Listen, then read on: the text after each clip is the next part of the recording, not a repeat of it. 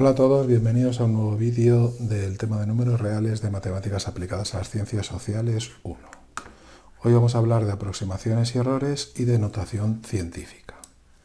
Vamos a ello directamente. ¿Cuándo usamos números aproximados? Pues cuando no es necesario o conveniente dar una cantidad exacta o no la podemos calcular con precisión. Por ejemplo, si sabemos que alguien ha ganado 303.215 euros en la lotería, pues diremos que ha ganado unos 300.000. O cuando mido una mesa con 1 metro, pues lo puedo llegar a medir en centímetros, incluso en milímetros. Pero no puedo tener más precisión, ¿de acuerdo? De ahí que tengamos que aproximar. Para aproximar utilizamos las estimaciones. Una estimación de un número real es otro número real próximo a él.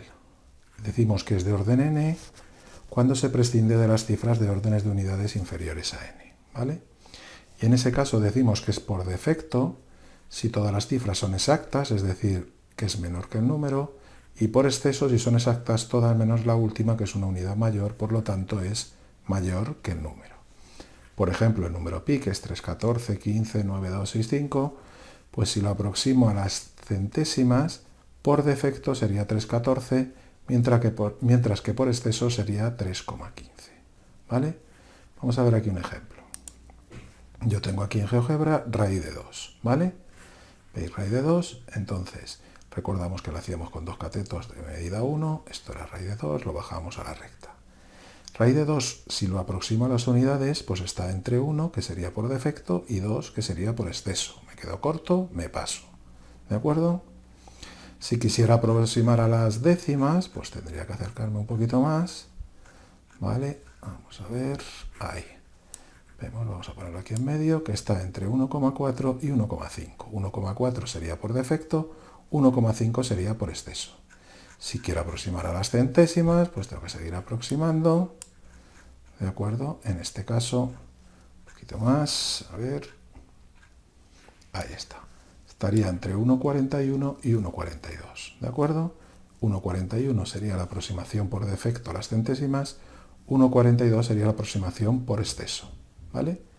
Y luego de las dos, pues el redondeo es la que se queda más cerca. En este caso, el redondeo a las centésimas de la raíz de 2 sería 1,41. ¿Vale? Las reglas del redondeo, pues las sabemos de siempre, ¿no? Para redondear un número, pues tachamos todas las cifras a partir de la de orden n y miramos la primera que hemos tachado, la primera después de la de orden n. Si es menor que 5 se deja el número como está, y si es mayor o igual que 5 se aumenta la cifra de orden n en una unidad, ¿vale? Por ejemplo, 3,14 es el redondeo de pi a las centésimas. ¿De acuerdo? Bien. Cuando hablamos de números aproximados es muy importante tener en cuenta que estamos cometiendo un error, ¿vale? Y ese error siempre hay que tenerlo, digamos, controlado, ¿vale? El error siempre es la resta entre el número exacto y el número aproximado, y por supuesto lo ponemos en valor absoluto porque el error siempre se dice positivo. Por ejemplo, si usamos 3,14 para aproximar pi, entonces el error absoluto será el valor absoluto de pi menos 3,14. Si yo cojo 3,14, 15, 9, 2, etcétera, menos 3,14, me sale esto. Y como esto es una cantidad muy poco manejable, la suelo acotar. Es decir, busco un número un poquito más grande, ¿vale? Que sí que se pueda manejar. En este caso, bueno, vamos, en todos los casos lo que hago es el primer 0 que me encuentro aquí lo convierto en un 1. 0,01 es más grande que este y es un error que yo puedo manejar mejor. Puedo decir que el error de aproximar pi por 3,14 es más pequeño que una centésima. ¿De acuerdo? Mucho mejor que este número con infinitos decimales. Entonces, vemos que el error lo podemos controlar o acotar y que es menor que una centésima. ¿De acuerdo? Hay veces que sí puedo sacar el error exacto. Os voy a poner un ejemplo, ¿vale? Tengo aquí un séptimo aproximado por 0,14. Cuando yo aproximo un séptimo por 0,14, lo puedo calcular como antes, es decir, buscar la expresión decimal de un séptimo, que es 0,14, 28, etc. Y le resto 0,14. Y entonces me queda 0,0028, etc. Tengo que buscar un número más grande que él, pues me voy a por el último 0, que es este, y lo convierto en un 1. 0,01. ¿De acuerdo? Podría decir que el error de aproximar un séptimo menos 0,14 es menor que una centésima. Pero puedo hacer otra cosa, puedo calcular el error exacto. ¿Cómo? Pasando el decimal a fracción. 0,14 es 14 partido por 100. ¿De acuerdo? Si lo simplifico, pues serían 7/50. Y si yo hago esta resta, el mínimo con un múltiplo sería 350 y me quedaría 50 menos 49. Ya no pongo el valor absoluto porque va a salir positivo. Un 350avo es el error exacto que yo cometo cuando aproximo un séptimo por 0,14. O sea que en determinados números reales sí puedo calcular el error exacto y en otros, como es el caso de pi, pues tendré que aproximarlo, acotarlo para decir que es menor que una centésima. ¿Vale? Y luego también usamos el error relativo, porque claro, no es lo mismo cometer un error de una centésima cuando aproximo pi que cometer un error de una centésima cuando aproximo un número que sea millones, ¿no? Pues ese sería un error insignificante. Aquí es pequeño, pero en un número de 6 cifras pues sería insignificante. Entonces, ¿cómo hago esa comparación? Pues muy fácil, cojo el error absoluto y lo divido por el número exacto. Aquí tenéis el ejemplo de pi, sería 0,001592, el error exacto, en este caso no el acotado sino el exacto, y dividido por pi, pues uso la calculadora y me sale este número. Nuevamente en el último cero, que es este de aquí, pongo un 1, con lo cual me queda una milésima, pero los errores relativos se suelen poner en porcentaje, entonces lo multiplico por 100 y me queda 0,1%.